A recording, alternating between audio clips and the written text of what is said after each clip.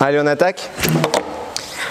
Parashat Shemot. Alors pour la refoua Shelema, très rapide, Bezrat Hashem, du Rav Eliaou Bet Fradi, Marie-Claire, Myriam, Badjan, Fortuné, Yehoshua, André, Ben Hanina, Rachel, pour Mesaouda, Bat Rivka. Non, Mesaouda, Bat Myriam. Myriam, Mechila. J'en ai une autre qui s'appelle comme ça, c'est pour ça.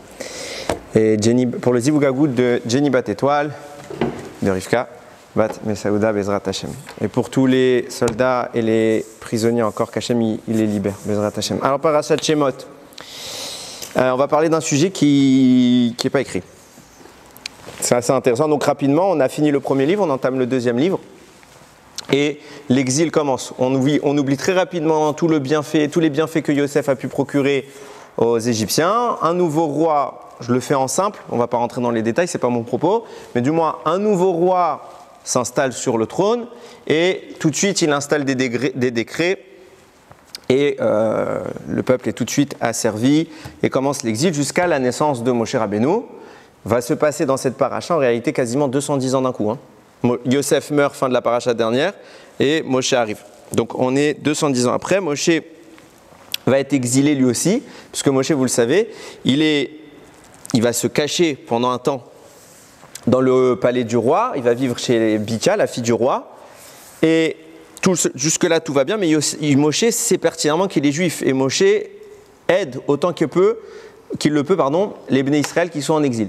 Donc, il va avoir de cesse que d'intervenir en faveur des Bnei Israël. Oui, je vérifie maintenant, j'ai tellement eu d'expériences problématiques.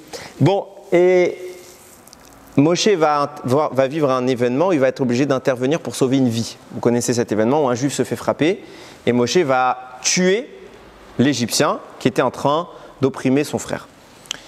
Le lendemain, deuxième événement, on ne nous décrira pas tout de suite dans la Torah, mais les Chachamim vont nous expliquer. Datan et Aviram se disputent et ils se battent. Moshe intervient pour les séparer et ils viennent lui dire « Pour qui tu te prends ? Tu crois que tu es devenu notre juge ?» etc. Et à ce moment-là, il dénonce Moshe pour le crime, entre guillemets, ce qui est un crime pour l'Égypte, mais en fait Moshe a sauvé une vie, mais pour le meurtre de l'Égyptien qui avait eu lieu la veille. Et là, la Torah, on en arrive à notre passage. Vaishma Paro et Adavarazé. Paro a entendu ce qui s'était produit. C'est intéressant, officiellement, Moshe est un notable égyptien. C'est pas comme dans les films, c'est pas un prince d'Égypte. Paro sait que c'est un enfant quelque part adopté, enfin, c'est pas son petit-fils légitime, mais bon, il a quand même grandi à ses côtés. Et qu'est-ce qu'il fait Paro ? Vaïvakesh la rogue et Moshe. Il veut tuer Moshe. Vaïvrach Moshe mipene Paro. Moshe s'est enfui. Vaïeshev beretz Midian. Vaïeshev alaber. Donc il s'est installé dans l'endroit qui s'appelle Midian. Alors une des raisons pourquoi Paro a voulu le tuer, c'est qu'ils ont constaté comment Moshe a tué l'Égyptien. Et Moshe n'a pas tué l'Égyptien de ses mains. Moshe a tué l'Égyptien avec sa bouche. Il a prononcé le nom d'Hachem et l'Égyptien est mort. Paro a eu très très peur de ça. Parce qu'en réalité, quelqu'un qui commet un crime, quelqu'un qui est fort, qui est armé, bon c'est pas grave, il y aura toujours quelqu'un de plus fort que lui. Et si on s'y met à plusieurs, on a une armée, on a une police, on a tout ce qu'il faut. Donc on ne peut pas attenter à la vie du roi pour autant. Mais si quelqu'un, il suffit qu'il dise un mot magique et qui veut meurt, qui va l'empêcher ? Donc là, ils ont très peur de Moshe. C'est pour ça qu'ils vont en arriver tout de suite à la décision radicale, on doit le tuer. Pas de débat. Moshe est miraculeusement sauvé, on connaît l'histoire, sa nuque devient dure. Moshe a eu ce pouvoir parce qu'il n'a pas eu de contact avec Dieu encore. Alors il faut bien comprendre que pendant les premières années de sa vie, Moshe a été élevé par sa mère, Yocheved, et comme je l'ai dit, il était très très proche des Juifs. Donc de là on voit que Moshe a passé sa vie auprès de la tribu de Lévi qui est la sienne et il a étudié. C'est pour ça que bien souvent, et c'est ce je vais un petit peu en parler, on nous parle de Moshe en réalité à sa naissance, le miracle de son sauvetage, puis après on a une ellipse, il est grand, on ne sait pas ce qui s'est passé tout ce temps, puis après il s'enfuit, il revient, il a déjà 80 ans. Donc dans notre paracha, les 80 années de la vie de Moshe sont passées en un instant. Et on va un peu s'interroger sur ce qu'on ne nous raconte pas de la vie de Moshe. Parce que Moshe n'est pas choisi parce qu'il est beau ou il est fort. Non, Moshe est quelqu'un qui a été choisi parce que toute sa vie va faire des efforts pour devenir le Moshe Rabbeinu qui va parler à Dieu. Ce n'est pas n'importe qui. Par exemple, on va traduire Moshe comme étant l'homme le plus humble que la terre ait porté. Les sages vont dire qu'il est né à l'opposé de cette attitude. Moshe n'a fait aucun effort, il a été choisi par Dieu. Non, ça c'est une erreur de dire ça. Moshe est né avec le potentiel pour arriver à l'objectif qui sera le sien. Pendant ses 80 ans, il n'a pas arrêté. Ah ben justement, c'est ce que je vais vous expliquer. Il va faire un effort, on va en parler. Il va passer sa vie à se sanctifier pour Dieu à un niveau, on n'a même pas encore compris ce que ça signifie. Ça veut dire que Moshe n'est pas arrivé en étant « Ah, c'est lui ». Ça, c'est les contes de fées. On a une prophétie dans les films comme ça, le fameux élu, il n'a rien fait, mais il est élu. C'est ça que la prophétie disait, et ce sera lui. Non, Moshe est un monsieur, bien évidemment, chaque être humain, quand il vient sur Terre, avec une mission, Hachem lui donne les outils pour arriver à sa mission. Donc Moshe, il a un potentiel d'atteindre les hauteurs qu'il va atteindre. Mais il va passer sa vie à se perfectionner sur chaque détail de son être. Toute sa vie. Et vous allez voir qu'on n'a pas nécessairement conscience de ce que je vais expliquer, mais Moshe, c'est quelqu'un qui a travaillé, c'est un bosseur. Et à la fin, à 80 ans, on parle de lui. À 80 ans, Dieu se révèle à lui. Alors, il y en a qui disent qu'il était déjà prophète avant, mais Dieu lui donne l'ordre d'aller libérer. Ce n'est pas tout de suite. Hachem va lui faire vivre toute une suite de problèmes, de péripéties, qui vont le conduire à être le Moshe Rabbeinu qu'on connaît. Mais à la naissance, c'est un bébé. Comme vous êtes né et moi je suis né bébé. Bon, lui il avait de la lumière quand il est né. Moi il n'y avait pas la lumière, mais c'était quelque chose de déjà. Si c'est pas noté, comment on peut savoir? Alors je vais expliquer tout ça. Première chose. Alors très rapidement, c'est ce qu'on appelle la Torah orale. Ok, qu'est-ce que c'est que la Torah orale? C'est l'oral quand tu vas dans un cours à la fac. Ok, tu es dans l'amphithéâtre. Qu'est-ce que tu fais toi? Tu prends des notes. Tu vas pas écrire tout mot à mot ce que le prof a dit. Tu vas prendre des notes. Par exemple, si tu es en physique, tu vas apprendre la loi d'Einstein, E égale mc2. Ok. Tu vas écrire la formule. Mais si la première fois de ta vie, tu vois cette formule sans qu'on te l'ait expliquée,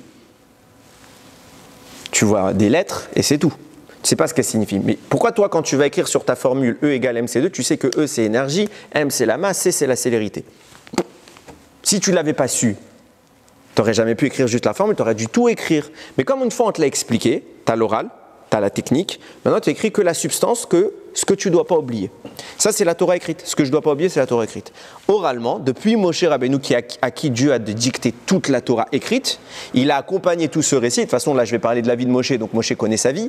Mais tous les midrashim, tous les commentaires oraux, ce qu'on appellera la Torah orale, Hachem l'a dit à Moshe Rabbeinu, oralement, il lui a dit, tu vois, quand je dis ça, ben voilà, c'est ça que ça signifie, c'est ça que ça signifie. Je te l'écris pas, mais tu retiens. Maintenant que tu connais la règle, quand tu reverras ce mot, tu sais que j'ai eu telle et telle intention. Et ça, on l'a transmis, ça a donné par la suite la Mishnah, ça a donné par la suite la Gemara, et blablabla. Je reviens donc à mon propos. Moshe donc s'en va et nous dit la Torah, il est arrivé où? Dans la ville de Midian où vivait Yitro. Sauf qu'en vrai, ça ne s'est pas passé exactement comme ça. C'est-à-dire que là, on vient de vous sauter un pan entier de la vie de Moshe. Le Midrash nous dit, Moshe quand il s'enfuit d'Égypte, il est âgé, le Midrash estime son âge à 27 ans. Quand Moshe revient en Égypte, il a 80 ans. Donc vous avez, si je ne me trompe pas, 53 ans qui sont passés de la vie de Moshe et on ne nous raconte rien. On nous dit juste qu'il est allé à Midian, que là-bas il va rencontrer sa femme, Tzipora, et voilà, et il va avoir 2 enfants. C'est tout ce qu'on nous raconte, mais on se doute bien, il va être un berger, ok? Mais on se doute bien que Moshe ne va pas passer 53 ans à couler des jours heureux. Et c'est très difficile à entendre ce que je dis, mais si c'était vrai, ce serait un problème. Que Moshe soit assis peinard sur son sofa pendant 53 ans à couler des jours heureux, là où ses frères et sœurs, ils sont en Égypte, en train de mourir ou en train de se faire battre. On voit que Moshe, depuis qu'il est petit, sa préoccupation, c'est les autres. Il cherche à sortir et il est dans le palais du roi. Il pourrait vivre à l'égyptienne, s'assimiler et être au sommet de l'échelle sociale. Non, Moshe il prend des risques, il va même se mettre en péril, il va tuer quelqu'un pour sauver des juifs. Donc c'est pas quelqu'un qui ignore la souffrance du reste du peuple. Donc c'est très difficile d'entendre que Moshe va passer 53 ans de sa vie détaché. Et puis Hachem un beau jour décide, bon vas-y, c'est toi qui a vécu la belle vie, retourne. C'est pas du tout ce qui se passe. Et sinon, Moshe, quelque part, il perdrait un peu de sa légitimité. C'est trop facile. Toi, tu n'as pas vécu la souffrance et tu viens nous expliquer, nous les Juifs qui avons vécu la misère, ce qu'on devrait faire. Donc là, on va voir que Moshe Rabbeinu va vivre énormément de choses et c'est ce qu'on va essayer de décrire maintenant. Première chose, il y a une question qui se pose. Dans les faits, Moshe n'a rien fait de mal dans la Torah, jusqu'à maintenant. À savoir, il fait une mitzvah en sauvant un juif? Oui. Il n'a pas fait une seule avéra depuis qu'il est petit, même goûter le lait pas cachère, d'une femme non juive, il ne va pas vouloir le prendre. Donc il n'a rien fait de mal. Qui ne fait rien de mal ne nécessite pas de souffrir, ne nécessite pas d'avoir une punition. Et pourtant, regardez ce qui se passe quand même dans la vie de Moshe. Il naît, première chose, déjà il est tout de suite à la naissance, il est séparé de sa mère, même s'il va quand même garder des contacts. Il va être au sommet de l'échelle égyptienne, et du jour au lendemain, il fait des mitzvot, il cherche à aider les juifs. Du jour au lendemain, il n'a rien fait de mal, Dieu le chasse. Il passe de notable à meurtrier. Mais qu'est-ce qu'il a fait? Pourquoi Hachem lui fait vivre ça maintenant? C'est pas sans raison. Et vous, mettez-vous 2 minutes à la place du monsieur. Moshe ne connaît pas le futur, donc quand on accuse Moshe de meurtre et qu'on lui prononce la peine de mort, lui il pense quoi? Il pense qu'il va mourir. Il pense vraiment qu'il va mourir, oui. C'est très pareil à la série. Kolakavod. Razak. Tu fais une série, hein, fais gaffe. Je disais donc, il pense qu'il va mourir. D'un coup, on lui dit, on va te tuer. Il ne sait pas qu'il va y avoir un miracle, que son cou va devenir dur comme du marbre, et que l'épée va se casser, et qu'il va pouvoir s'enfuir. Il ne sait pas tout ça. Donc Moshe a très peur, il va mourir. Qu'est-ce qu'il a fait? Mais attends, maintenant, je vous raconte la suite de l'histoire. Il n'est pas tout de suite arrivé chez Yitro à Midian. C'est beaucoup, beaucoup plus tard que ça se passe, ça. Sur sa route, en fuyant l'Égypte, il tombe sur un campement. C'est le Yalkut Shimoni qui le rapporte et qui cite en réalité ça me reviendra, le Sefer HaYashar. Le Sefer HaYashar. Et il raconte là-bas que sur sa route, il tombe sur un campement d'une armée. C'était l'armée du roi de Couche, le roi d'Éthiopie, qui lui-même avait mis un siège autour d'une ville qui s'était rebellée contre lui. Pourquoi cette ville s'est rebellée contre lui? Parce que là-bas, il y a un monsieur qui a débarqué un peu avant Moshe. Ce monsieur s'appelle Bil'am, qui viendra plus tard l'antagoniste de Moshe Rabbeinu, et qui connaît toutes sortes de sortilèges, qui connaît tous les secrets impurs de la Torah, etc. Donc il va il va mener une rébellion contre le roi de Couche, et le roi de Couche va vouloir mater cette rébellion. Que fait Bil'am? Il donne plein de conseils pour rendre la ville totalement impénétrable. Impénétrable. Et le roi de Couche, il essaye, impossible de s'approcher. Il y a des murailles, il y a des bêtes sauvages, il y a tout ce qu'il faut. Impossible de s'approcher. Et ils ne savent pas quoi faire, le siège dure. Moshe arrive, et il rencontre ces gens-là, il commence à familiariser un petit peu avec eux, il cherche à s'installer quelque part, donc pendant un temps, il va passer du temps là-bas. Et c'est un monsieur brillant, c'est un monsieur extraordinaire, donc très vite, le roi de Couche sympathise avec Moshe. Le temps passe, et Moshe s'étant installé là-bas, il devient membre de l'armée, il est nommé au grade de chef des armées du roi. Et le temps passe. Et tout le monde regarde les prouesses que Moshe fait, il gère avec le roi le pays, il fait des choses extraordinaires, il est quelque part le second du roi de Couche. Ça te rappelle encore quelqu'un. Le temps passe, et le roi, tellement que ce siège a duré, le roi il meurt à la fin, il n'a pas eu le temps de récupérer la ville qui s'est rebellée contre lui. Tellement que Moshe avait fait preuve de grandeur, ils n'ont pas trouvé un meilleur successeur au roi que Moshe Rabbeinu. Moshe Rabbeinu va devenir roi de Couche, roi d'Éthiopie, et ça ne va pas durer 2 jours, ça va durer 40 ans. Il est sur le trône, et il lui donne en épouse la veuve du roi. Seulement, à ce moment-là, les soldats commencent à se plaindre à Moshe. Ils disent, écoute mon roi, ça fait des années que nous on tient un siège pour la ville qui s'est rebellée et on n'a pas trouvé de solution. On est loin de nos femmes, nos enfants, il faut que tu fasses quelque chose. Soit tu abandonnes cette ville, ou soit tu fais quelque chose mais on récupère la ville, mais non on ne veut plus rester, on ne va pas rester toute notre vie pour un siège. Moshe leur donne, Moshe c'est l'antithèse de Bil'am, donc tous les problèmes que Bil'am avait mis en place, Moshe sait les résoudre. Donc Moshe leur donne toutes les techniques et il s'empare de la ville rapidement. Tout le monde est content, Moshe il est reconnu comme étant le meilleur roi qu'ils ont jamais eu. Ils sont tous fans de lui. Il est marié avec cette femme. Seulement, cette femme est une idolâtre, de même que tout le pays est idolâtre. Moshe Rabbeinu dit, je sais que mes ancêtres, Avraham, Yitzhak et Yaakov, ont toujours fui l'idolâtrie et ont toujours interdit à leurs enfants de se marier avec des idolâtres. Que fait Moshe? Pendant 40 ans, il va être à côté d'une femme, pas une fois il ne va la toucher. Il dit à Sour, c'est une idolâtre, je ne m'approche pas d'elle, Assour. 40 ans dans une maison avec une femme, sans jamais poser un doigt sur elle. Pourquoi? Parce qu'il dit Ribono Shel Olam, Avraham, Yitzhak et Yaakov, Yosef, on voit comment il a refusé d'aller avec la femme de Potiphar. Et moi, petit que je suis, se dit-il, je vais toucher une idolâtre, Chas v'Shalom. Il reste comme ça 40 ans au pouvoir, toute sa vie. Durant, il ne va même pas poser un regard sur elle. Un jour, au bout de 40 ans, et comme ça lui est venu à la dame, elle en a marre, elle a quand même mis le temps. Hein. Patiente. Bon, en même temps, à côté d'elle, c'était Moshe. Je comprends qu'elle avait envie de patienter. Mais, elle dit, bon, ça y est, cet homme, je vais le dénoncer. Donc elle dit, voilà, sachez que le mariage n'a jamais été consommé, et que cet homme, depuis le début, il ne suit pas nos lois, il ne suit pas notre foi, il ne se soumet pas à nos idolâtries. Or, le roi du pays, s'il n'est pas idolâtre, c'est un problème. Donc tout de suite, Moshe est dénoncé, et sachez que il ne m'a jamais épousé réellement. Mais ils aiment tous Moshe. Mais ils ne peuvent plus le garder au trône. Alors donc c'est soit Moshe devient idolâtre, parce qu'un roi qui n'est pas de la même confession que le peuple, ça ne le fait pas. À l'époque, du moins. Soit Moshe devient idolâtre, soit il s'en va. Moshe leur dit, je m'en vais. Et il l'envoie à Béchalom. 40 ans plus tard, il s'en va. Et là, il arrive chez Yitro. C'est pas fini. Hein. Il arrive chez Yitro, qui ne le connaît pas. Il dit, qui es-tu? Il lui raconte son histoire. Il dit, j'étais le roi. Et on m'a destitué parce que je ne suis pas un idolâtre. Yitro a très peur. Pourquoi il a peur, Yitro? Parce que lui-même, souvenez-vous qu'Yitro était idolâtre. C'était le chef de l'idolâtrie. Et il a tout abandonné. Si maintenant, déjà Yitro va être dégradé sur la scène internationale, pour vous comprendre qui est Yitro, j'aime bien toujours rappeler cette histoire. Imaginez le pape qui se convertit au judaïsme. Voilà, c'est qui Yitro. C'est exactement ça qu'il a fait Yitro. Donc déjà sur le plan politique, plus personne n'aime Yitro. Ses propres filles vont faire le travail que les esclaves d'Yitro faisaient avant. Pour vous dire, il a été complètement renié. Yitro se dit, si moi déjà j'ai tout ça, tu me rajoutes un type qui était roi, qui a été destitué, un peu comme moi, et qui en plus de ça renie l'idolâtrie, je vais avoir un problème avec le royaume d'Éthiopie, le royaume de Couche. Moi je ne veux pas de problème avec les gens, j'en ai déjà assez pour moi.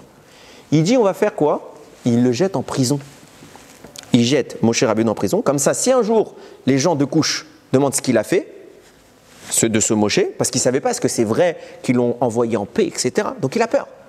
Alors il se débarrasse du problème, Yitro. Il le balance en prison. Vous comprenez pourquoi les gendres et les beaux-pères ils s'entendent mal? C'est comme ça que ça a commencé. Yitro met Moshe en prison et il lui donne ni à boire ni à manger.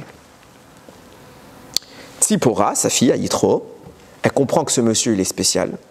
Secrètement, elle lui amène à boire et à manger. Et ça dure 10 ans. 10 ans, Moshe était en prison.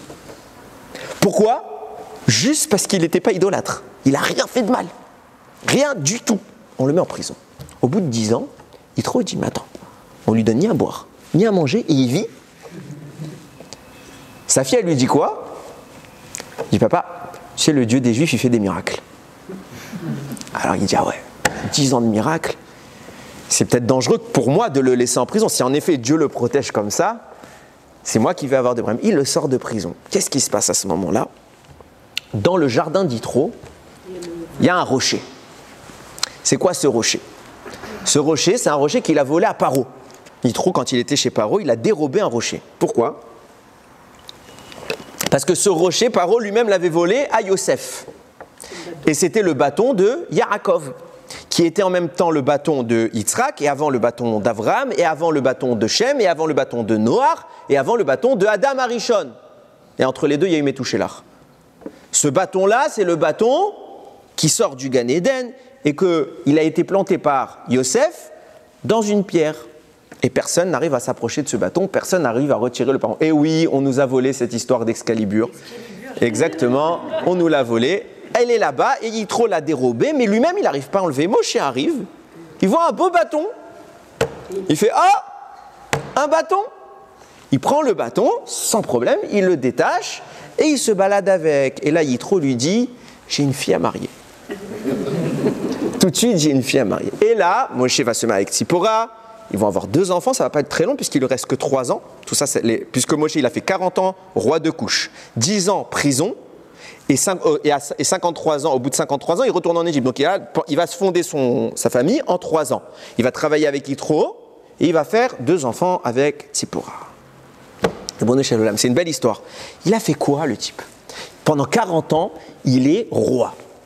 Mais pourquoi il est roi d'un pays dont on se fiche, avec notre histoire, je parle, on se fiche de ce qui se passe là-bas? Nous, on est en Égypte maintenant. Lui, il devient roi, il part, il fait une vie.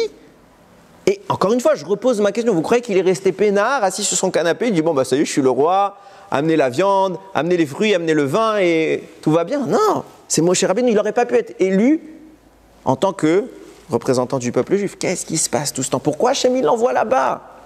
Tout ce qu'il fait Hachem, ça prépare Moshe à ce qu'il attend. Et c'est pareil pour vous et moi. Tout ce qui arrive dans notre vie est une préparation à ce que Hachem attend de nous.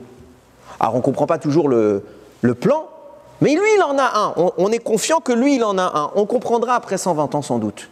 Mais Moshe doit devenir Moshe. Il doit être l'homme qui va faire les diplés, il doit être l'homme qui va ouvrir la mer, il doit être l'homme qui va donner la Torah. Donc il faut le préparer. Donc tout ce qui arrive jusqu'à ces événements-là est une préparation à l'évolution du personnage. En quoi ça prépare? Alors écoutez bien, on va devoir, comme bien souvent, remonter beaucoup plus haut dans l'histoire. Quand ça? À l'époque de Noach. Noach, il a 3 fils. Shem, Ham et Ever. Et Yafet, Mechila. Shem, Ham et Yafet. Ever sera le petit-fils. On connaît l'histoire, Noach va vivre le déluge, il va construire l'arche, il va vivre dans l'arche. Pendant ce temps-là, il faut bien se comprendre que ces 3 fils étaient mariés. Donc Noach, pendant toute l'année qu'il va être dans le déluge, il va travailler, mais il va être embêté parce qu'il ne peut pas beaucoup solliciter ses enfants. Pourquoi? Parce qu'ils ont une vie. Ils ont des femmes, etc. Donc ils ne peuvent pas non plus être totalement libres. Noach, il est déjà plus âgé qu'eux, et c'est à lui qu'Akadosh Baruch Hu a donné la mission. Donc, comme tout papa, il ne veut pas non plus. Bien sûr qu'il demande à ses enfants quand il a besoin d'aide, mais il ne peut pas trop exagérer parce qu'ils ont quand même une famille. Et il va se dire toute l'arche, l'année qui passe dans l'arche, il va dire, si j'avais encore un enfant, un petit, lui j'aurais pu l'embêter, il n'aurait pas été marié, j'aurais bien aimé avoir un 4e enfant. Et il se dit, Bli Neder, je sors de la Teva, j'aurai un 4e enfant. Pas pendant la Teva, après, on viendra sur ça tout de suite après. Donc il se dit, Yi Ratson, que j'ai un 4e enfant en sortant de l'arche. Qu'est-ce qui se passe? Il sort de l'arche, le monde est ruiné, et il fait pousser de la vigne, il va boire. Là-bas, la Torah nous raconte qu'il va se déshabiller et Ham va se moquer de lui. Qu'est-ce qu'il va faire? Littéralement, Ham va, c'est rapporté là-bas, dans le Rashi, il va castrer son père. Il va castrer son père. Je ne sais pas si on imagine comment un enfant pourrait faire ça. Pourquoi il fait ça? Alors lui-même, il le dit pourquoi il va faire ça. Parce que ils sont 3 à hériter de Noach. Donc, la planète entière leur reviendra, ils devront la partager en 3. Il s'est dit, Ribono Shem, t'imagines, il y a un 4e, on va devoir partager en 4? Je veux pas. Pas de 4e. Pour être sûr que son père n'ait pas un 4e enfant, il va l'en empêcher. Il va profiter de l'ivresse de son père, et il va faire ce qu'il va faire. À cause de ça, Noach va maudire son fils, il va dire, puisque tu m'as empêché d'avoir un 4e enfant, ton 4e fils, je le maudis. Le 4e fils de Ham s'appelle Kenaan. Kenaan, il est Eved Avadim, esclave de l'esclave. Qu'est-ce qui se passe? Qui était le 4e enfant? Et on avait fait une fois un shiur entier sur ça, ici. Qui était le 4e enfant que devait avoir Noach?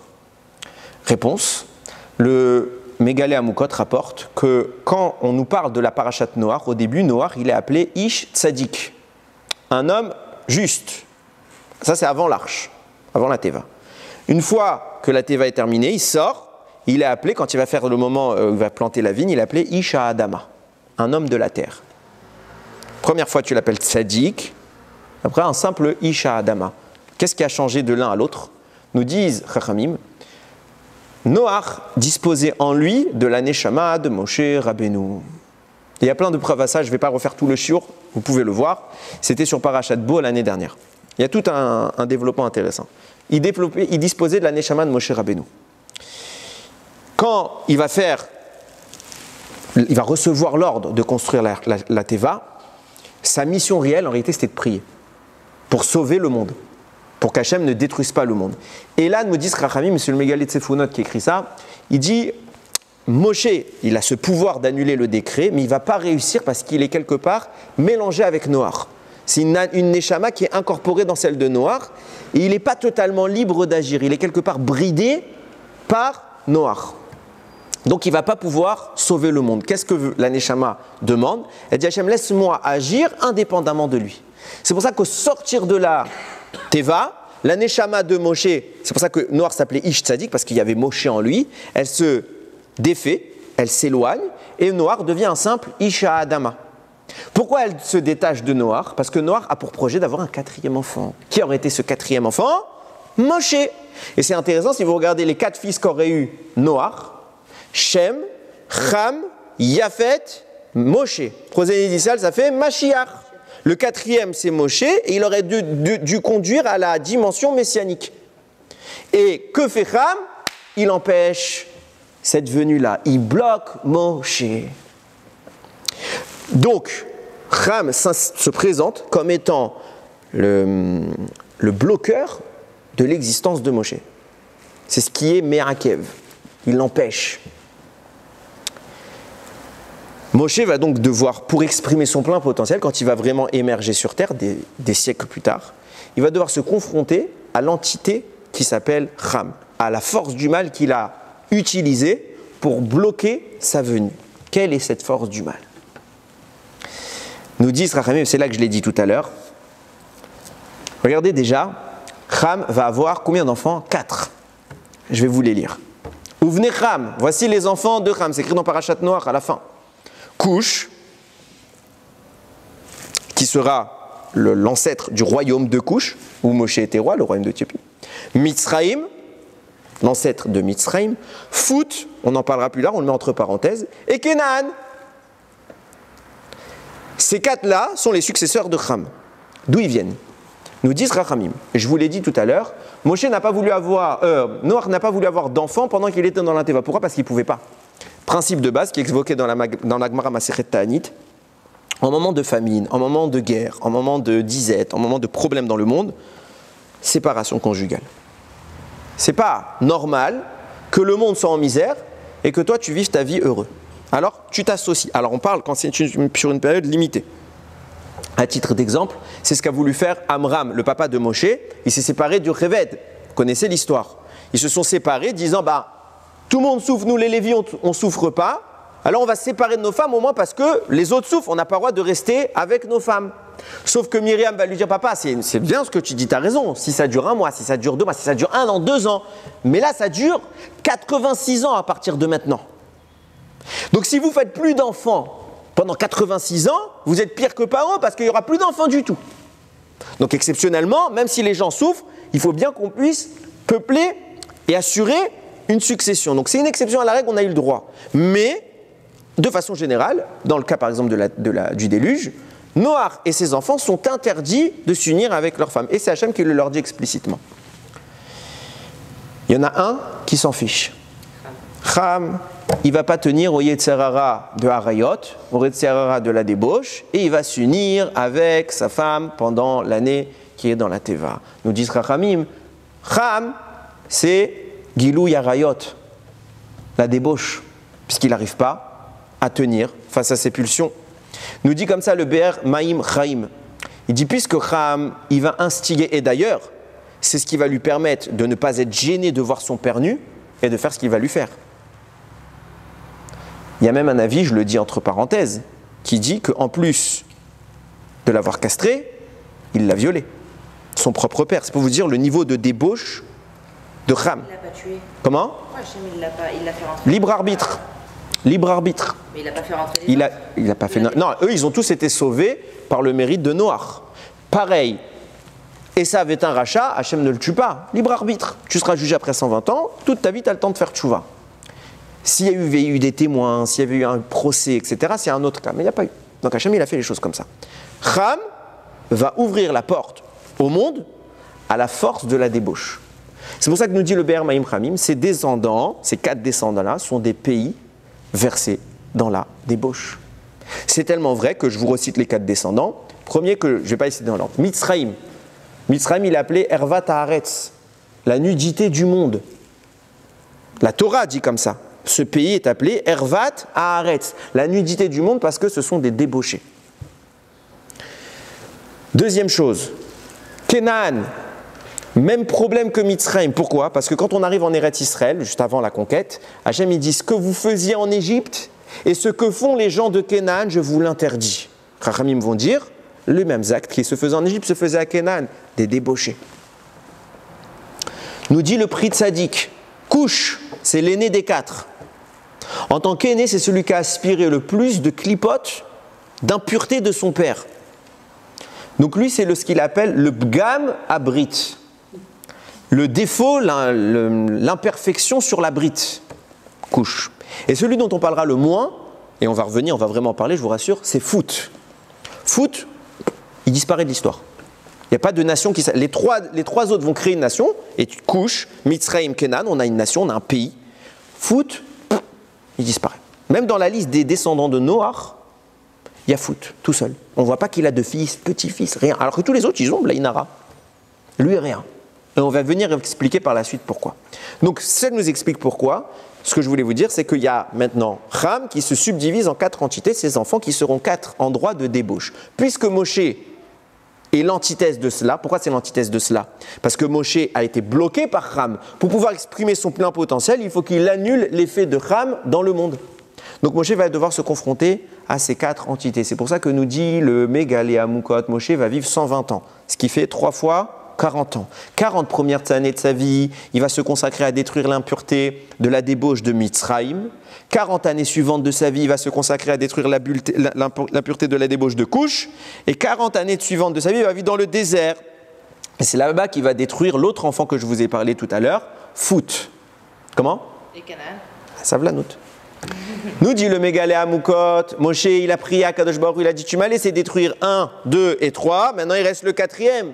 Et Berana Vere, laisse-moi passer en Eretz Israël pour entrer en Eretz Canaan et je termine le Tikkun, je détruis Canaan, je détruis l'impureté totale de Ham et de sa descendance. Mashiach il arrive. Mashiach c'est Moshe. Et on termine l'histoire. Hachem lui dit non, je refuse. On va venir pourquoi, on va expliquer pourquoi.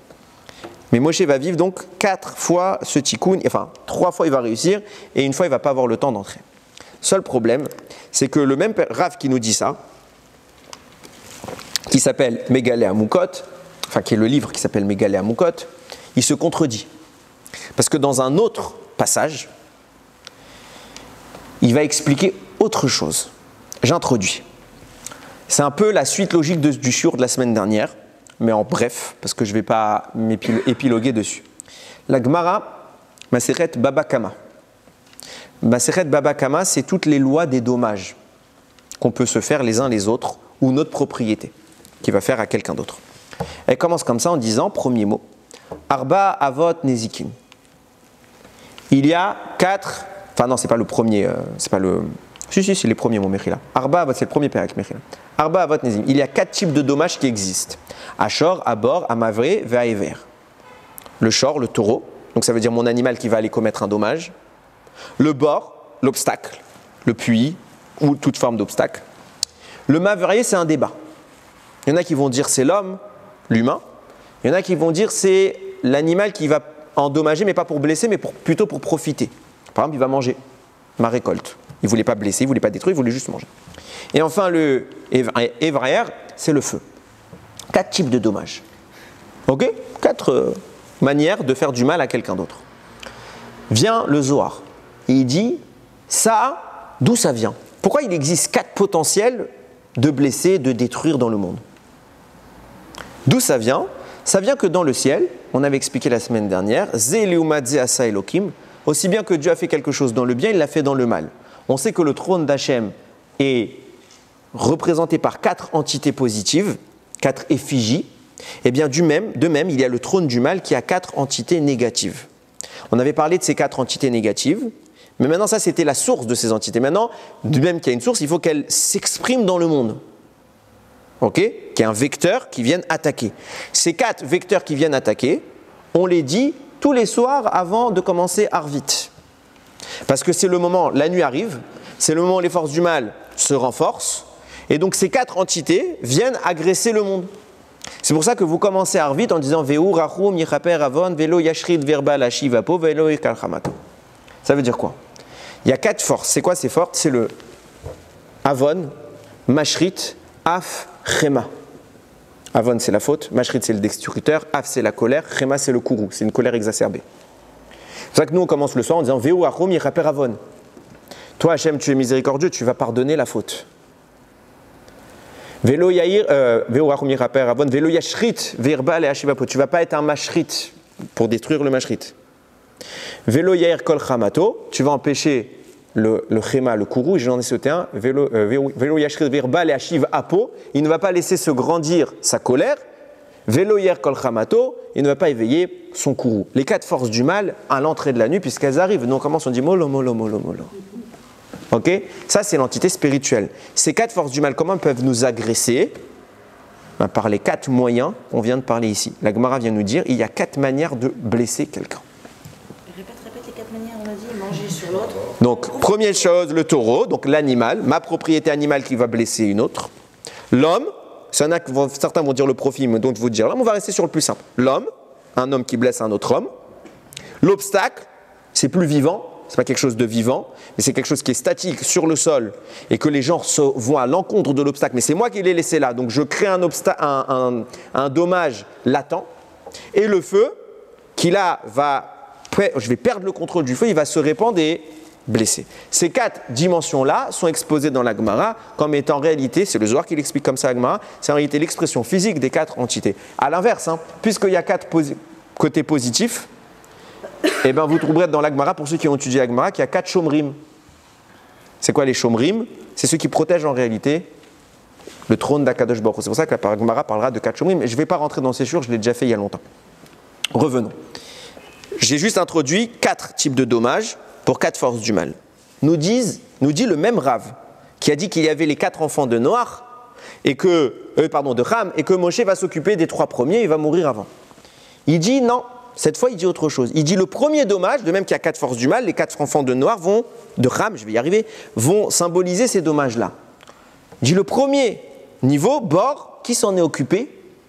C'est Yosef. Et là, tu commences à comprendre ce que tu as dit tout à l'heure. Yosef, pourquoi? Parce que Yosef va être jeté dans un Bor. Et de là vont commencer un puits. Il va être jeté par ses frères dans un puits. Et de là vont commencer toutes les péripéties de Yosef. Et les 3 autres seront l'objectif de Moshe. C'est pour ça que les 3 autres qui sont Shor, Mavré, Evaer, c'est les initiales de Moshe. Même pour Mavré, Shin pour Shor, et pour Ever. Moshe, c'est celui qui s'occupe des 3 autres. Oui.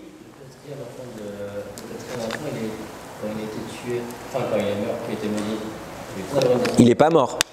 Il a juste été maudit, qui sera esclave. Oui. Il a eu un pays, Canaan. Ok. Donc là, on a un problème. Foot, ça s'écrit avec un tas. Un tête à la fin. Un tête. Ouais. On a un problème, pourquoi? Parce que tout à l'heure, je vous ai dit quoi? Moshe, c'est celui qui doit s'occuper des 4 entités. Et là, je viens de dire que la première entité, Bor, le trou, le puits, qui s'en est occupé? Yosef. Donc ça ne marche plus, tu te contredis. Par ailleurs, ça ne marchait pas depuis le début. Pourquoi? Parce qu'il a dit que pendant les 40 premières années, Moshe s'est occupé de Mitzraïm. Vous me suivez? Moshe, il est resté que 27 ans. Je vous ai dit, à 27 ans, il est parti, donc il n'a pas pu s'occuper de Mitzraïm pendant 40 ans. Donc on a un problème. Alors il va falloir répondre. Comment on répond?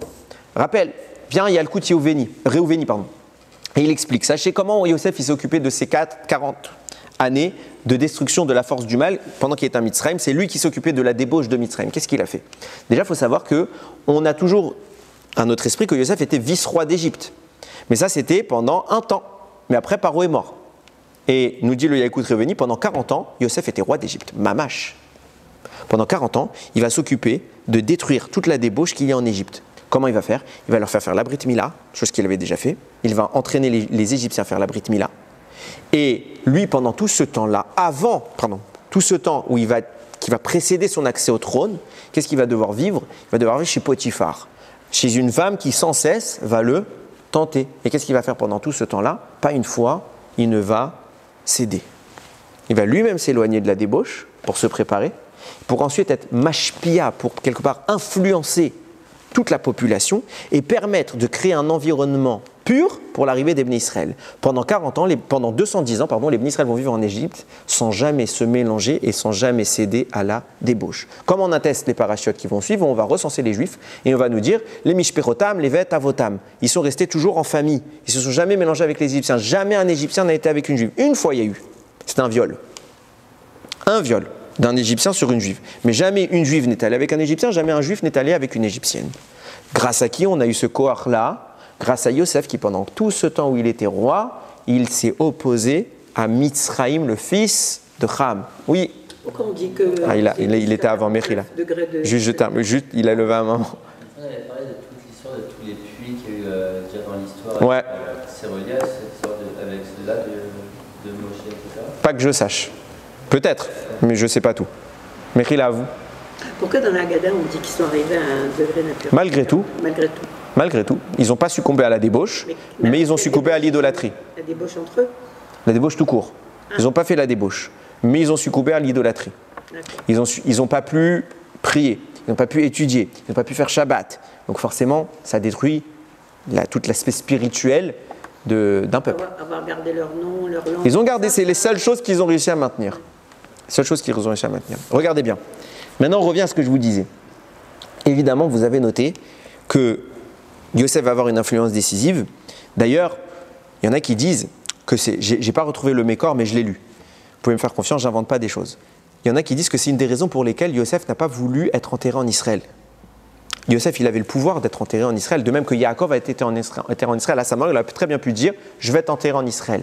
Il ne l'a pas demandé. Il va dire « je vais rester en Égypte, mais par contre, quand vous sortez d'Égypte, vous les Juifs, vous êtes chargés de m'amener avec vous ». Pourquoi il a voulu rester en Égypte, d'après certains? C'est justement parce que sa présence, elle a tellement réussi à modifier l'influence négative de la débauche égyptienne qu'elle a continué à protéger outre-tombe les Bnei Israël contre la débauche. Il dit « je reste pour les aider ». Sa Gdusha va aider le peuple juif. Vous avez forcément remarqué, et tu es les premiers à l'avoir fait, toutes les similitudes que je vous ai citées tout à l'heure entre Moshe et Yosef. Et ce n'est pas anodin. Regardez bien. Yosef était le préféré de son père, il était le top du top. Moshe, il était chez le roi. Les deux vont être déchus. Les deux vont devoir partir de leur terre natale. Moshe est né en Égypte, il va devoir partir. Yosef est né en Israël, il va devoir partir. Les deux vont aller en exil. Les deux vont être confrontés à la débauche. Moshe va tenir 40 ans à côté d'une femme sans la toucher. Alors vous pouvez me dire, elle était moche. Elle n'était pas intéressée. C'est le roi. Il peut en trouver d'autres. On est à l'époque où c'est pas aujourd'hui. Ok, comme il veut. Pas une fois, il va y penser. Pas une fois. C'est marrant le terme coucher, parce qu'on dit que ça, elle était très belle pour Tzipora. Mais c'est pas Tzipora. Hein. Oui, mais il était dans le... C'est une marloquette, de toute façon. Ouais. On continue donc même. Non, mais j'ai dit ça pour rigoler. Ça se trouve qu'elle était très très jolie. Hein. Je ne sais pas dit que. je dis juste en hypothèse où. Je reviens donc. Il est resté 40 ans. Comme Yosef, il n'a pas fait la débauche. On continue. Les deux vont être accusés d'un crime qu'ils n'ont pas commis. Moshe fuit l'Égypte pour quelque chose qu'il n'a rien fait de mal. Les frères vendent Yosef alors qu'il n'a rien fait de mal. Ils ne comprennent pas les deux ce qui leur arrive. Pourquoi Kadosh Baruch Hu leur fait ça? Et ça se passe. Les deux vont être jetés en prison pour rien. Yosef n'a pas violé la femme de Potiphar, elle prétend que si. Moshe n'a rien fait, il était juste roi, il est parti en bon terme et il trouve à suspecter qu'il a fait. Les deux vont se marier après cela avec une femme, ils vont avoir 2 enfants. Même histoire. Pourquoi? C'est pas possible que ce soit à ce point-là la même histoire sans qu'il y ait un lien. Ils vont nous dire, non, je ne sais pas pourquoi tu vous dis ça, mais en attendant. Regardez ce qu'ils vont dire, Chachamim. D'où part tout le début de l'histoire. Avant Moshe, il y a Yosef, historiquement. Yosef va être vendu par ses frères. Mais avant d'être vendu, il va être jeté dans un puits, comme je l'ai dit. Ok? Qui va vouloir le vendre? C'est Yehuda. Il va dire, bon, on ne va pas le laisser pourrir dans un puits, venez, on le vend. Mais avant ça, il avait été jeté dans le puits. Par idée de qui? De Réhouven. Réhouven va dire, on va le mettre dans un puits. Pourquoi il va vouloir le jeter dans un puits? Parce qu'avant ça, les frères vont voir arriver Yosef, ils vont dire, Ve'ata les Rouvenar Géou, venez, on le tue. Donc ils ont voulu le tuer. Réhouven, il a eu de la peine pour son petit frère. Il a dit, on ne va pas le tuer. On le met dans un puits. La Torah témoigne que Réhouven avait pour intention de venir le récupérer ensuite. Il n'a pas pu, parce qu'entre-temps, Yehuda va le vendre. Mais le point de départ de toute la souffrance de Yosef, c'est l'Echou, Venar, Géou. Venez, on le tue. Qui a dit cette phrase dans les frères? Rachid démontre. Parachat de la semaine dernière, quand Yaakov va bénir ses enfants, il va arriver, il va dire Shimon ve Lévi, Achim, vous êtes des frères, Shimon et Lévi. Quoi? Kele Hamas mecherotehem. Mecherotehem, c'est la vente. Qu'est-ce qu'on dit? Leur arme, c'est un instrument de destruction, de violence. Hamas, c'est la violence. Mais on parle d'une vente. Mecherotehem. Qu'est-ce qui se passe? Rachi, il dit qui sont les deux personnages qui ont dit venez on le tue et qui ont engendré qu'on va le jeter dans un puits et qui ont engendré qu'on va vendre Yosef? Shimon et Lévi. Ces deux hommes sont la base du problème de Yosef. À cause d'eux, et le Chiskouni carrément. Lui, il va frontal, il dit c'est à cause d'eux qu'on a vendu Yosef. C'est Yehuda qui a proposé, mais Yehuda n'aurait pas proposé s'il n'y avait pas eu tout cela. C'est eux les grands frères. Shimon et Lévi, il y a Réhouven en premier, Shimon et Lévi 2 et 3. Réhouven, il ne voulait pas faire de mal à son frère. Shimon et Lévi, ils ont dit on va le tuer. On se débarrasse du problème. On y vient. Celui-là même, Lévi et Shimon, mais celui-là même qui a causé tant de mal à Yosef. Vous imaginez que son descendant, ils viennent et ils disent je suis l'élu. T'as une tare, t'as un héritage. C'est comme si un tyran de l'histoire, il vient, son petit-fils, il dit bon ça y est, tout est passé. Non, toi t'as peut-être rien fait, c'est vrai.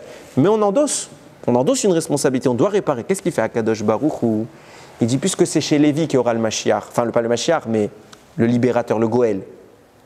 Il faut que Lévi, son fils, efface tout le problème. Donc tout ce qu'il a fait vivre Lévi à Yosef, je vais le faire vivre à Moshe. Moshe va vivre le problème de la débauche, va vivre l'exil, va vivre la déchéance, va vivre la prison. Pour se mettre au même niveau que Yosef et dire tu ne peux plus rien me reprocher. Et de là, il y a deux réponses qui peuvent être envisagées. Soit on dit que Moshe, il va simplement s'associer à Yosef en signifiant qu'il n'a plus rien à se reprocher dans ce qu'il a vécu Yosef, donc il peut pleinement profiter du travail de Yosef. Et quand Yosef a réussi à détruire la débauche en Égypte, eh bien Moshe en a pleinement profité. C'est pour ça que le Mégalé Hamoukot disait que Moshe aussi a fait la destruction de la débauche en Égypte. Ou deuxième manière de voir les choses, les deux se valent, si vous en préférez une, vous choisissez. En réalité, la mission devait revenir à Moshe. Depuis le début, c'est lui qui aurait dû détruire le mal de l'Égypte et pas Yosef. Seulement comme son grand-père, il va faire cette bêtise de vendre Yosef, de vouloir le tuer et de le mettre en péril. Alors Akadosh Baruch Hu va priver Lévi de ce mérite pour le transmettre à Yosef. Mais comme Moshe va réparer cela, alors ils vont pouvoir ensemble terminer le travail. C'est pour cela que les deux avis ne sont pas contradictoires. Quand le Mégalé Hamoukot dit Moshe, pendant 40 années de sa vie, il va s'occuper de la ville, du descendant Mitzraïm, alors que c'était Yosef, c'est Beyachad, ensemble. Tout de suite après, Moshe s'en va à Couche, il termine le travail là-bas, tout seul. Maintenant, il revient en Égypte, il libère le Bnei Israël pour les amener dans le désert, où ils vont passer encore 40 ans. Et c'est là qu'on va devoir comprendre qu'est-ce qui s'est passé dans le désert. Je vous ai dit qu'il est un fils de Ham, dont on ne parle pas beaucoup, c'est Fout. Mais qui mettent Pout, mais dans le texte, il n'y a pas le Dagesh. Donc moi, je dis Fout. Oui, c'est pour ça que j'ai demandé comment c'est. Celui-là, on n'en parle pas beaucoup. Vrai qu'il y a même un Midrash qui dit on pensait qu'ils avaient disparu. Mais comme Yecheskel, à un moment, il va les citer, alors on sait qu'ils n'ont pas disparu. Mais en fait, comme s'ils sont pas, ils sont là, mais on ne les voit pas. Comme s'ils n'avaient pas d'existence, alors que la Torah parle d'eux. C'est pour ça que le Mégalé Hamoukot va faire toute une démonstration qui se base sur des gématriot. Ça, je ne vais pas faire tout le calcul ici. C'est pas compliqué, mais ce n'est pas le sujet. Il va dire en réalité, on a fait Mitzraïm pendant 40 ans, Couche pendant 40 ans, le troisième c'est Fout. C'est pour ça que Moshe va passer 40 ans dans le désert, parce que c'est là que va être instiguées les forces de cet enfant. Seulement, comment tu veux qu'il y ait de la ta'ava, du désir, des harayot, dans un endroit où il n'y a rien? C'est le désert. Il n'y a rien. Regardez ce qui se passe. Parachat, le livre de Bamidbar. Là-bas, c'est écrit Ve'a safsuf asher bekirbo it avu ta'ava. On sait tous que Moshe, en sortant d'Égypte, il va prendre avec lui le Erev Rav. Le Erev Rav, c'est des Égyptiens qui vont vouloir suivre les Bnei Israël. Hachem n'est pas trop chaud, mais Moshe ne l'a pas consulté, donc il les prend. Et un jour, ils en ont marre, ils disent Ve'a safsuf avec asher bekirbo, le mélange qui était avec eux, it avu ta'ava, ils ont eu des désirs. Vayashuvu vayifku, ils sont allés, ils ont pleuré, Gam Ben Israël, ils ont fait pleurer les Bnei Israël, parce qu'ils leur ont instigé l'idée d'aussi avoir des désirs. Vayomru, ils ont dit Miyachilenu basar. qui va nous faire manger de la viande. Encore une fois, le Be'er Maim Chaim, il dit, c'est quoi cette blague? Ils veulent de la viande, parce qu'en fait, ils mangent la manne. Ils en ont marre de la manne, alors on veut de la viande. Mais t'en as? Ils sont richissimes, les Juifs, dans le désert. Ils ont du bétail à foison. Ils ont de quoi manger eux, et pendant tout le temps qu'ils vont passer, tranquille et rentrer encore en Israël en étant riches. Tu veux? Mange. Qu'est-ce que tu viens de demander à Dieu de la viande? It'avu ta'ava, ils ont voulu manger de la viande. Mais t'en as, mange. Hachem, il t'a pas dit assour? Comment? C'est un prétexte. Plus que ça. Il écrit comme ça le Be'er Maim Chaim. Il dit, puisqu'ils étaient nourris par une subsistance spirituelle qu'on appelle la manne, c'est d'une nature tellement raffinée, tellement pure, que la manne interagissait avec leur être, au point que la notion de la ta'ava disparaissait de leur corps. Ils n'avaient plus de désir assour. Ils n'avaient plus de désir gashmi. Tout leur désir, c'était rouhani, spirituel. Le monde matériel, il s'en éloignait. Et vient le Asaf, le Erev Rav, qui est un peu plus faible. Et là, et regardez, traduisez littéralement, vous changez tout le sens. It'avu ta'ava. C'est pas qu'ils ont eu du désir. Ils ont désiré le désir. Parce que jusqu'à maintenant, ils n'avaient plus de désir gashmi. Ils en ont marre, on a de la viande, on aimerait pouvoir la manger, on a connu ça, nous on aimait. Pourquoi aujourd'hui on n'aime plus? Qu'est-ce que tu es en train de nous faire, Hachem? Tu es en train de nous modifier? On est en train de devenir quelque chose de trop bizarre. Ça nous inquiète. Et ils vont tellement être versés dans cette idée qu'ils vont réussir à convaincre les Bnei Israël. Ils vont leur donner d'autres arguments. Ils vont leur dire c'est pas comme ça qu'il faut faire, il faut passer par le monde matériel. Bon, je ne vais pas rentrer, c'est la paracha là-bas. Mais ils ont voulu retrouver le désir. Pourquoi ils veulent retrouver le désir? Parce que c'est le Erev Rav. C'est qui le Erev Rav? C'est Mitzrayim, c'est les Égyptiens, c'est les descendants de Ham. Ceux-là même qui sont à la base du désir. Et nous dit le Chizkouni, c'était quoi le désir vraiment qu'ils avaient envie de retrouver? La débauche. Ils voulaient retrouver leur pulsion assour. Et ils n'y arrivaient pas. Ils avaient ce Yetzer Hara, mais bloqué par trop de spiritualité. It'avu ta'ava, rends-nous nos défauts.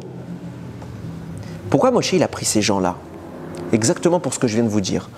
On va faire le troisième tikkun, c'est celui de Fout, le troisième fils de Noir. Mais le fils de Noir, il ne voit pas trop sa descendance. C'est pour ça qu'Hachem va nous amener dans un endroit où il n'y a pas de peuplade, le désert.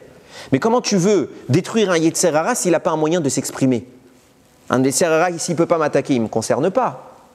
Donc il faut qu'il m'attaque et que je me batte contre lui pour le vaincre. Et que je le détruise. S'il n'y a pas de confrontation, je ne détruis rien. C'est pour ça que Moshe Rabbeinu va se dire, je vais récupérer un peu des Bnei Mitzrayim, des enfants de Ham, petits-fils Mitzrayim, qui eux ont de la ta'ava. Et ça va être quoi leur rôle? De tenter le peuple juif. Et le but de l'existence du Erev Rav parmi nous, c'était que les Bnei Israël les entendent et refusent.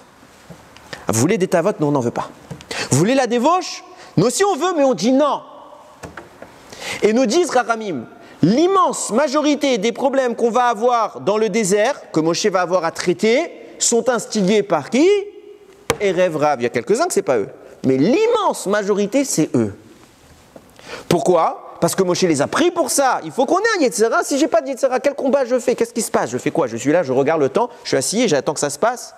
Non, on va vivre 40 ans dans le désert pour détruire toutes ces forces du mal.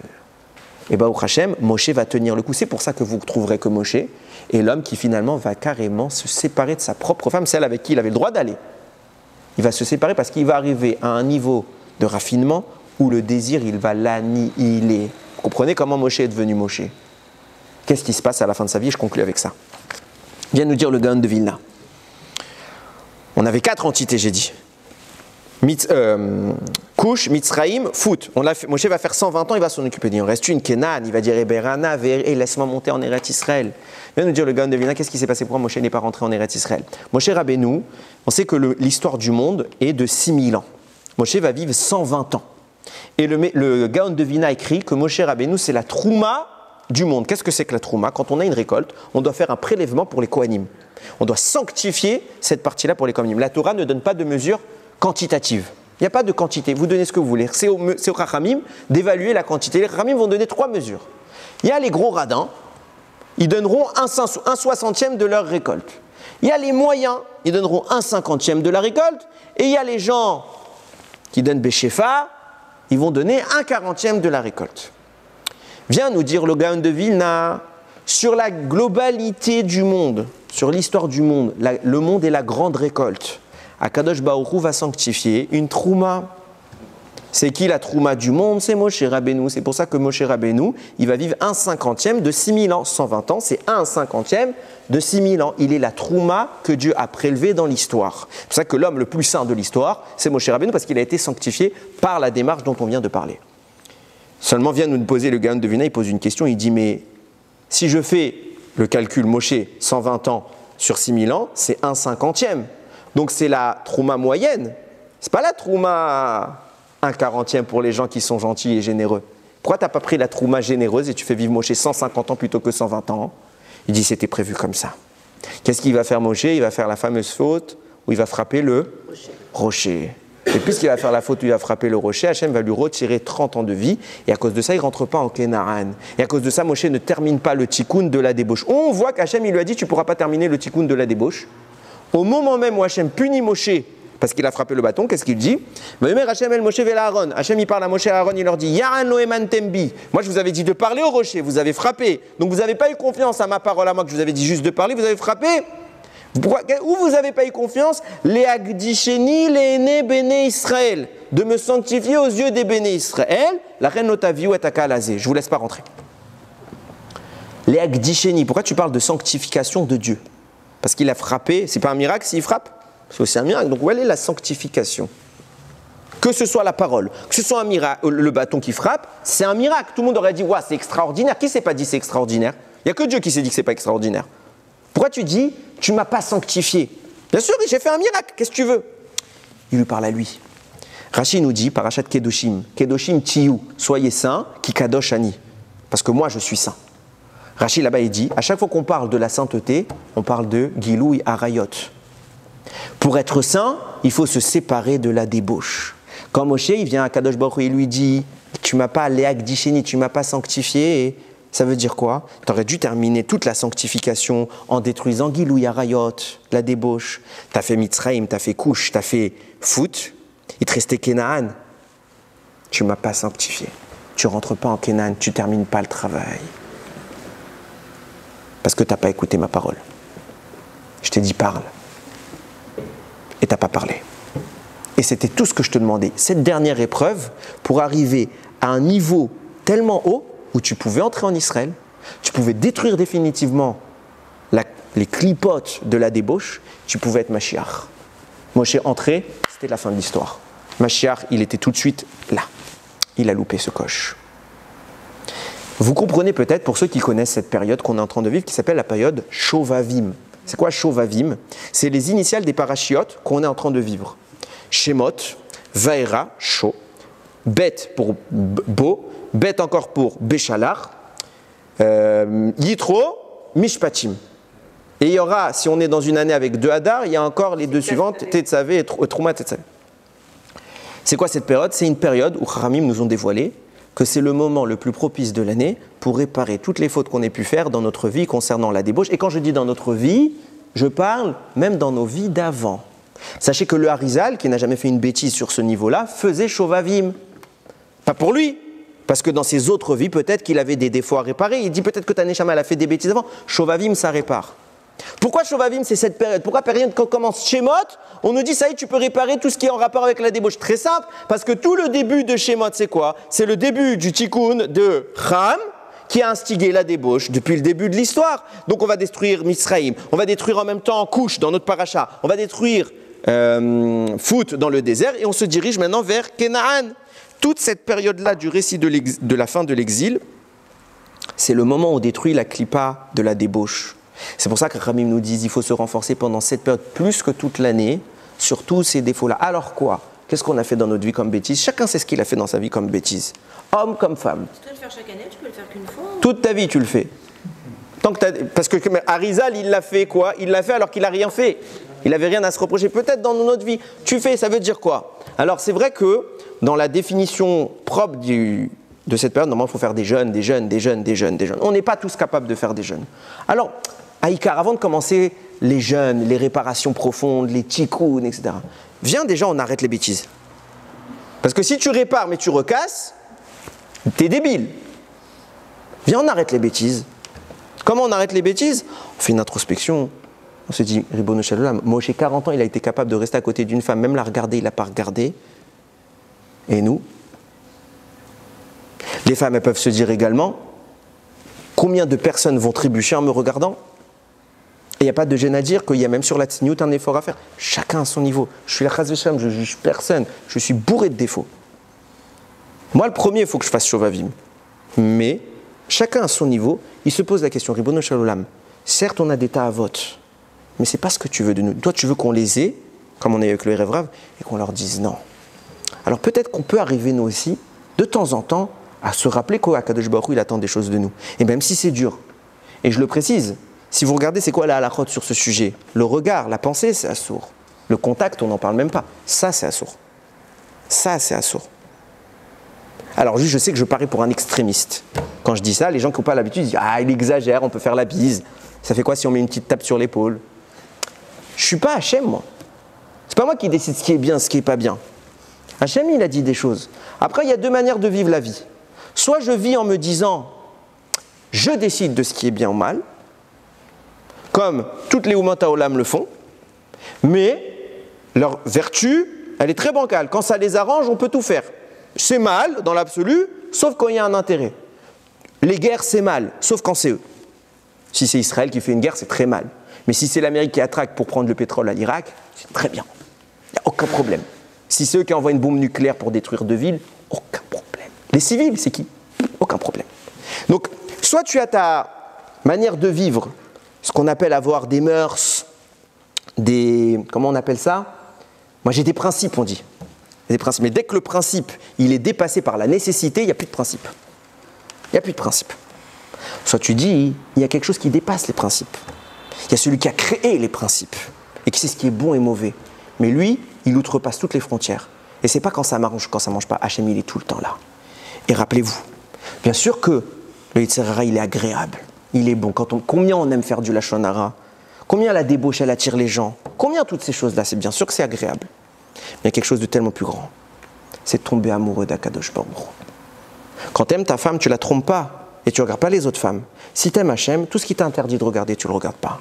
Tout ce qui t'interdit de ne pas faire, tu ne le fais pas. Mais ça ne doit pas être fait comme une contrainte. Ça ne doit pas être fait parce que j'ai peur de la punition.